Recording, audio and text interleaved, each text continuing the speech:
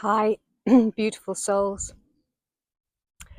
I had a lovely evening walk with Lanto yesterday, and as I looked to the sea, I noticed two shadows underneath the surface.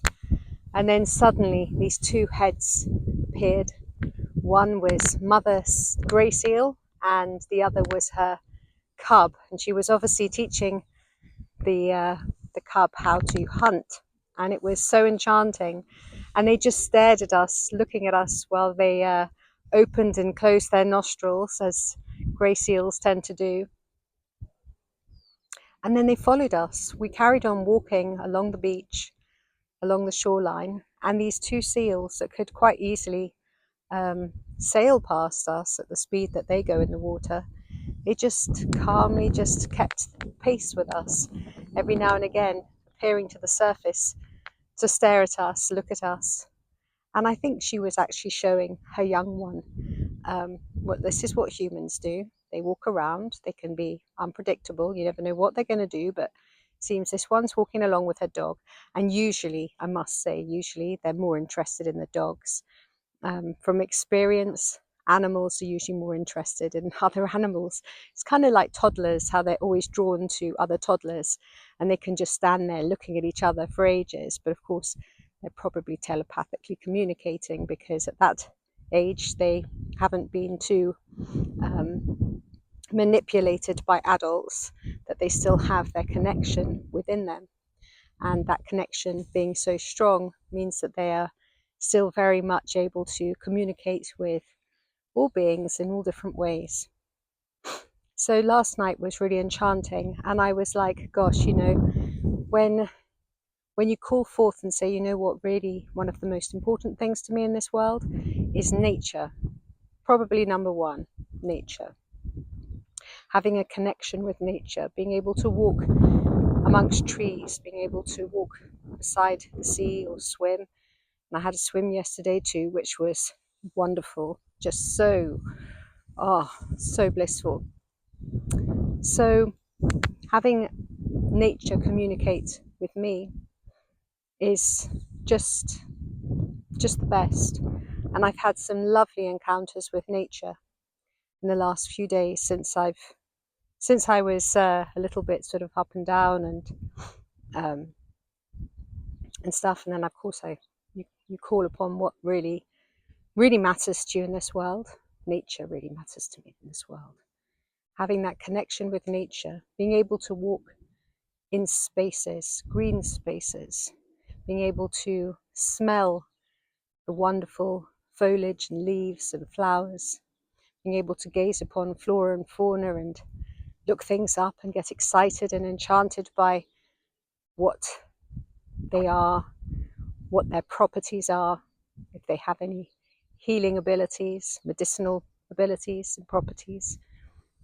I just love nature. And having that connection with nature helps me to navigate the other aspects of living here on this planet. Of course, it's we all need other people to communicate with, but sometimes I find that I get better communication. Well, no, not sometimes, but a lot of the time, I find I get better communication with nature in that pure state. If I'm speaking with somebody that is very authentic, then I also enjoy that. And I do love interacting with people, and I do enjoy the company of others, but I'm also very drawn to solitude and being able to just be by myself in the mountains or in the forests or beside the sea or in the fields. Brings me great happiness. Everybody has different things in life that they really must pay attention to, because they are uplifters. And if you sit down and you actually pay note about what things really, really bring you joy, and then consider how often you do allow yourself to be in those places of joy throughout the week, you might be amazed to find that you don't give yourself enough space to have fun and interact with things that really actually uplift you. Thanks, Lanto. Lanto's eating the heads of wheat. He loves to eat wheat. I'm not sure if it's because he's on a diet or because he probably survived from eating wheat when he was a puppy, when they found him as a stray walking in a field.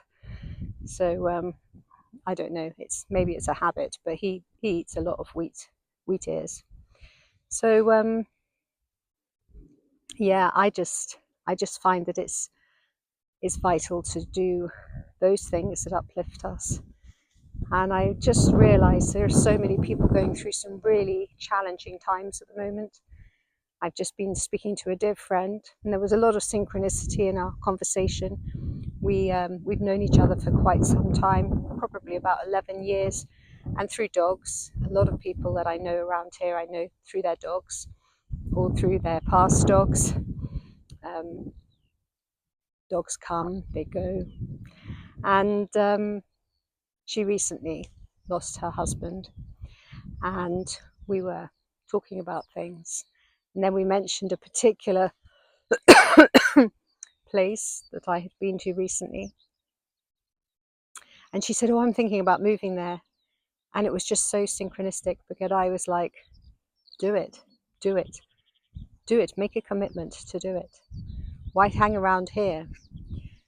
And then we both agreed that, you know, as much as it's a beautiful place to live down here, you can outgrow places. And there are times when you need to move on.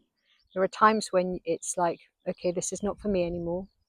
I've done my time here, now it's time to go to the next place.